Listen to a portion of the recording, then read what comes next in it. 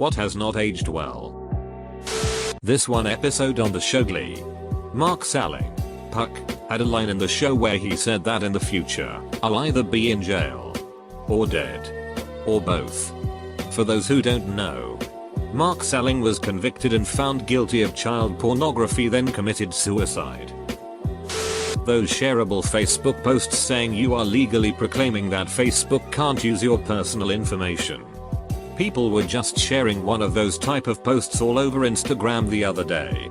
And so many celebrities shared it. Even young ones. Tom Holland shared it. But he's had a bad week.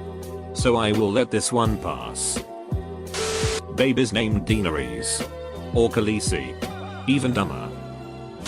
Bill Cosby released a book called Come On, People. Later editions erroneously omitted the comma, making it Come On People. In retrospect, that grammatical error may have been a prophetic one. That one time when President Obama was on a late night show reading mean tweets and one of them was from Trump telling him essentially how he was a bad president. Obama told him at least he'd be president, and Trump wouldn't, implied. A good comeback at the time, but it aged absolutely terribly. Edit. Many people here are referring to a correspondence dinner hosted by the Obama administration as it featured a similar joke. While this too aged badly, I am referring to a video posted by Jimmy Kimmel's YouTube channel in October 2016. Matrix parodies. For like 2 years there it was hard to escape the forced bullet time jokes in most media.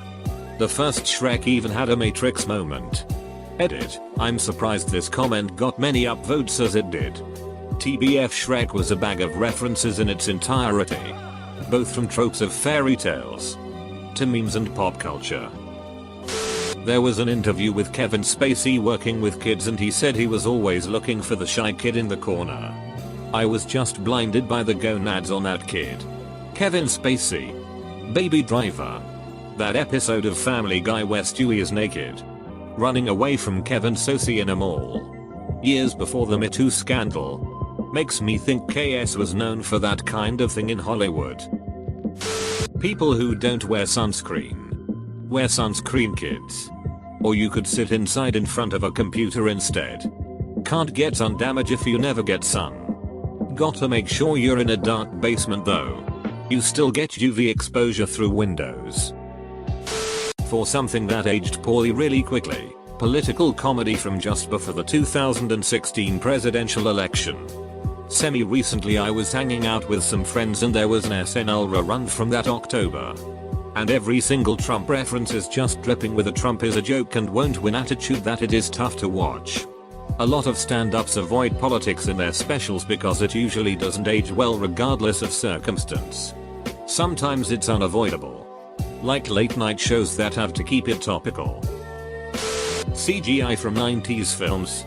The CGI on Terminator 2 and Jurassic Park still looks great now, but anything else just looks crap. Anaconda had some awful CGI and script. I think that Jurassic Park aged well partly because its creators understood the limitations that they were working with in 1993.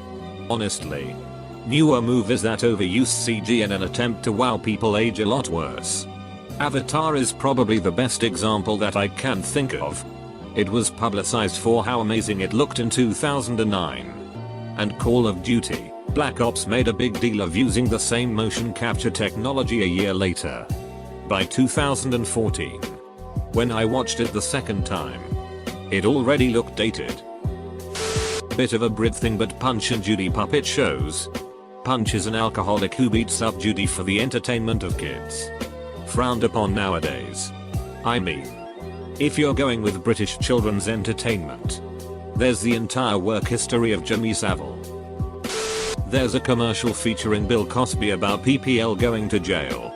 There's an episode of The Cosby Show where he drew Gus's barbecue sauce so a bunch of teenagers fall in love. He also had a comedy bit on one of his old bestseller albums from the 60s about using Spanish fly on women by drugging their drinks. Which in my understanding is some kind of insect extract that was used as an aphrodisiac drug back in the day. Career advancement. Working your way up from the mailroom is long gone. You have to switch companies to get any sort of significant raise. When you put in your notice for the switch, they try to keep you by offering a raise. Always pissed me off more because why am I now worth more? You should have been proactive and I never would have been looking elsewhere. The food pyramid. Sugar, fat, salt, chocolate and alcohol. I fail to see the problem. Most sitcoms. All you needed back in the day was a child actor with a catchphrase. That was part of a non-nuclear family and you basically had a license to print money. Now they're borderline unwatchable. Say the line. But any reference to Hillary Clinton becoming the first female president in shows and movies. I remember there was an entire episode on Rory writing an essay about Hillary Clinton, then finding out everyone else wrote an essay about how Hillary Clinton inspired them in Gilmore Girls. Even as a Democrat. I'm like, yikes. Those lol meme XD movies that used to come out targeted to teenagers. Such as Epic Movie, Meet the Spartans, etc. Due to them parodying things that were relatively current at the time. Such as the Leave Britney Spears Alone YouTube video. They didn't even survive a few months. A lot of early internet memes. Especially when you see them used in commercials. Edit, yep. That sure is a lot of dead memes in my inbox. Especially when animated shows incorporate them. That duck face scene from the Fairy Odd Parents has aged incredibly horribly.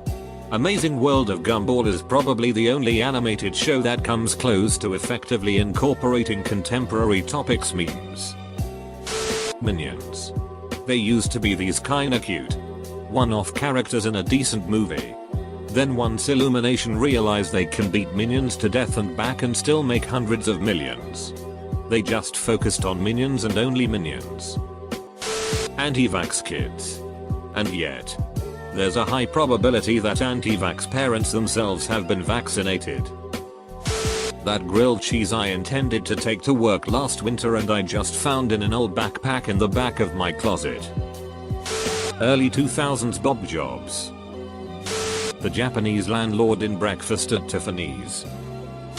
Much of America's crumbling, deteriorated infrastructure hasn't aged well. Decaying bridges, roads, rail lines and railroad cars, water delivery systems that still use lead piping, inadequate highways that are poorly maintained, electric grids, etc. My mother-in-law gave me a copy of Bill Cosby's Fatherhood when my first son was born. She actually meant well. Turns out Bill Cosby's advice on any subject seems suspect. This flight simulator ad from 2000 went sour quick. The X-Files movie where a government agent hijacks an airplane and crashes it into the World Trade Center. Edit, it was the Lone Gunman spin-off. Thanks X-Phyllis. People who go tanning. I tanned for a few years when I was younger and now I have some lovely brown spots on my face. I know it could have been much worse had I continued. Robin Williams had a stand-up show where he was going on about GPS and their sometimes wonky directions. At one point, he says something along the lines of, "You'd be in the middle of crossing the Golden Gate Bridge and here. Turn left now, sorry." Not that depressed. First time I heard that after his suicide, it honestly made me sad, laugh at the irony. MTV channel. A TV channel. I don't know if it's in another country besides Italy. But when I was young I remember that in this channel there was really good music and in the evening some good TV shows. Now, the music is mostly missing and there are only sheet shows. I'm really sad about that. Ignition by R. Kelly is really awkward to listen to now. It's a shame because it's a great song. Really anything by R. Kelly. Particularly the late singer Alia's debut album Age Ain't Nothing But a Number. Is like that. He came up with the album name too. Teachers saying you would not walk around with a calculator in your pocket. Ross Geller's entire character. He's such a horrible whiner. The runs have made me hate him. I actively root against Ross and Rachel's relationship now. But it was so romantic the first time around. Reruns also make me totally understand what Monica saw in Richard. My JR high-aged self really didn't get it. Anything computer related from 10 plus years ago. Really? Couple of examples. Bill Gates apparently once said, regarding system memory, 640K ought to be enough for anybody. Or how about the 3.5 floppy symbol that we still use as our save button? Linux is even dropping driver support for floppy drives at this point. Edit, I'm told Bill Gates never said this. But the point remains. We once thought 640 KB of RAM was a huge amount of memory. Hell. We once thought 64 KB was. Neither has held up.